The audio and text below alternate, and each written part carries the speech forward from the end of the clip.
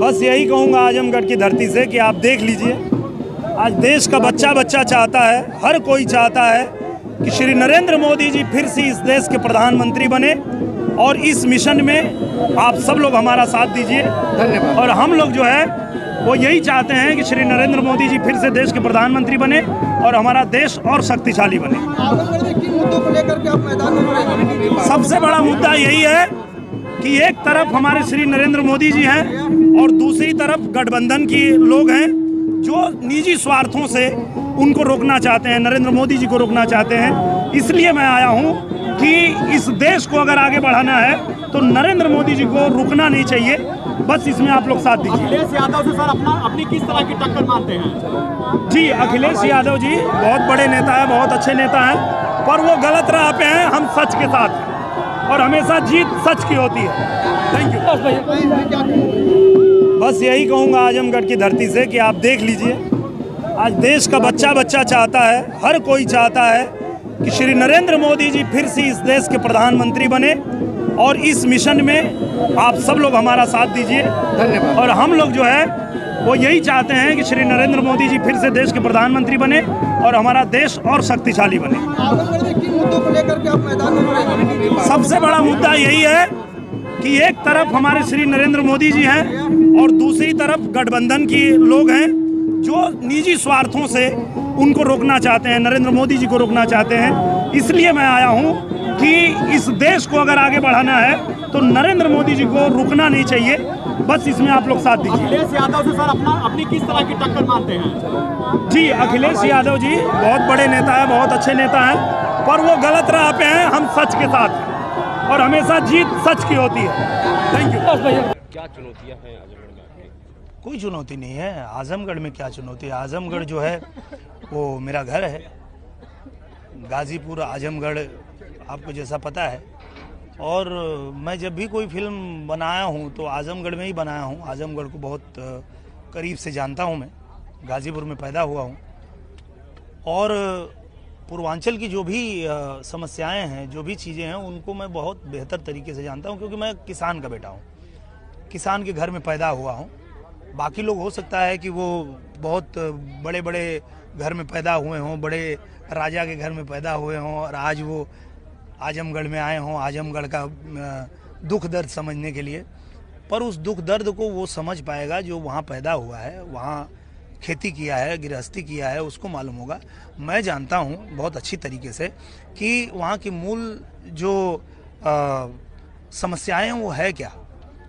मैं खेतों में पानी भराया हूँ, मैं जब खेत में बिया पता चल कि सूखा था तो कैसे में पानी भर भर के जियावे के वो हमके मालूम है। सिंचाई का कितना ज़रूरत बा वो हमके मालूम है और उससे कैसे लोग जूझत हों वो हमके पता है। जो भी समस्या, चाहे वो रोजगार की समस्या, जो भी समस्याएं हैं सब मेरे नॉलेज में है, मैं समझता हूँ।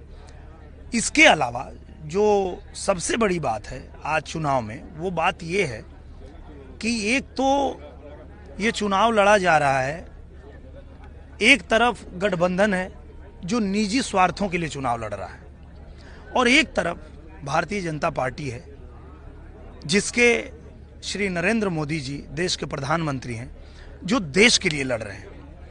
अब आप लोगों को डिसाइड करने में कोई परेशानी होगी ही नहीं कि हमको जाना कहाँ है। हमें उन स्वार्थी लोगों के साथ थोड़े जाना है जो हमें जाति के नाम पे, हमें क्षेत्र के नाम पे इकट्ठा करके और उसका खुद लाभ उठा रहे हैं और हमें जो है उसका कोई लाभ नहीं मिलता। हम जो है उस व्यक्ति के साथ हैं जो व्यक्ति देश के हित में सोचता है, अपना पूरा जीवन जो व्यक्ति देश के लिए न्यौछावर कर रखा है, जिन्होंने दुनिया में भारत को इसने मजबूती से प्रेजेंट किया है। पूरी दुनिया देख रही है कि वाह आज भारत कहाँ से कहाँ पहुँचा है, उसकी ताकत को देखो। आज भारत की तरफ कोई आंख उठा के देख ले, चाहे वो पाकिस्तान हो चाइना हो, किसी की हिम्मत नहीं है कि आंख उठा के देखे। तो बात यह है कि एक तरफ है वो जो देश के साथ खड़ा है और एक तरफ वो लोग हैं जो गठबंधन बना के उसके विरोध में निजी स्वार्थ में खड़े हैं। अखिलेश यादव को आजमगढ़ में के लिए चुना अखिलेश यादव ने अपने को जी, तो सिर्फ इसलिए कि वहाँ यादव बाहुल्य एरिया है। हाँ, मुस्लिम 51% है जी, और आपको भाजपा ने दिया इसलिए कि आप भी यादव हैं। जी। कौन बड़ा यादव है, अखिलेश यादव या दिनेश लाल यादव? नहीं नहीं, अखिलेश भैया तो मेरे बड़े भाई हैं, वो तो बहुत बड़े हैं। यादव कौन बड़ा? जनता करेगी क्या कि आप आपके यहाँ बात तो यादव की है ही नहीं ना। यहाँ चुनाव जो है, यहाँ सिर्फ इस बात से आपको जनता नहीं चुनेगी कि आप यादव हैं। अगर यादव के हिसाब से आप चुनाव लड़ने आएंगे तो आप बुरी तरह मात खाएंगे, क्योंकि आज जो देश है वो किसी और तरफ और समस्याओं की तरफ अपना जो है विचार कर चुका है, अपना दिमाग लेके जा चुका है कि देश की और बाकी समस्याएं क्या है। जाति के नाम पे लोगों को इकट्ठा करके एक शक्ति बनाना ये बहुत अच्छी बात है, पर उस शक्ति का प्रयोग आप कहाँ कर रहे हैं? अगर उस शक्ति का प्रयोग आप देश के हित में करते तो हम आपके साथ हैं, पर आप देश के विरोध में जा रहे हैं। पाकिस्तान चाहता है कि श्री नरेंद्र मोदी जी हिंदुस्तान के प्रधानमंत्री ना बने, और आप भी वही चाहते हैं। आप पाकिस्तान के सुर में सुर मिला रहे हैं, तो हम आपके साथ नहीं हैं। आप यादव हैं, पर हम यादव हैं, पर हर यादव आज ये बात मानता है कि भैया हम यादव हैं, इसलिए हम अखिलेश भक्त नहीं हैं, हम देशभक्त हैं। और ये बात ही मैं बताने के लिए आया हूं कि यादवों को ये मत समझिए आप कि ये यादव हैं तो बस ये अखिलेश जी जो कहेंगे वही करेंगे। ऐसा नहीं होता है। हमारी अपनी भी सोच है, हमको भी पता है कि देश का भला किस में है, देश का हित किस में है, और जाति से ऊपर उठ के आपको समझना पड़ेगा, और लोग समझ रहे हैं इस बात को। इस बार जाति से ऊपर उठ के वोट देंगे 100%। और मैं इसलिए ही आया हूं। मुझे चाहे वो दलित हो, चाहे वो ब्राह्मण हो, चाहे वो हिंदू हो, चाहे वो मुसलमान हो, हर कोई प्यार करता है। हर कोई बहुत शान से कहता है अरे मेरा बेटा है, ये पूर्वांचल का बेटा है, इसने हमारा नाम रोशन किया है। चाहे वो सपा के प्रचार में भी थे आप, तो इसी तरह का प्यार कर देते थे लोग। मैं एक कलाकार के रूप में। लेकिन इस बार तो भाजपा की तरफ से आप प्रचार करेंगे? जी जी जी। बताएंगे, कैसे बताएंगे कि हम भारतीय जनता पार्टी की तरफ से ये जो मैंने चुनाव लड़ने का फैसला लिया है, ये मेरे जीवन का सबसे बेस्ट डिसीजन है, सही डिसीजन है। मुझे लगता है कि लोकतंत्र में जिसके लिए चुनाव होता है, लोकतंत्र का मतलब क्या होता है? लोकतंत्र का मतलब यही है ना कि भारत के हर नागरिक को ये अधिकार है कि वो अपना जो है प्रतिनिधि चुने, और हर व्यक्ति को ये भी अधिकार है कि वो भारत का प्रतिनिधि बने। पर जो बाकी लोग हैं, आप उनको देख लो, वो आज भी उनके अंदर वंशवाद चल रहा है, राजतंत्र चल रहा है। पहले बाप, फिर बेटा, फिर उसका बेटा। ये कौन सा लोकतंत्र है? इसको लोकतंत्र नहीं कहते हैं। ये तो समाजवादी पार्टी है। तो नहीं, तो असली समाजवाद अगर आपको देखना है, मैं वही कहता हूं, समाजवादी पार्टी सिर्फ नाम रखने से नहीं होगा, आपको दिखाना पड़ेगा कि आपके अंदर वो समाजवाद है।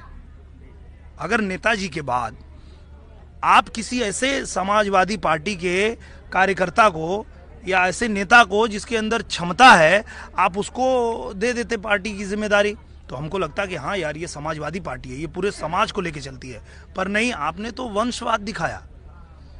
बाकी लोगों ने भी वही किया, पर सिर्फ भारतीय जनता पार्टी एक ऐसी पार्टी है जो सच में लोकतंत्र का मतलब बताती है कि लोकतंत्र क्या है।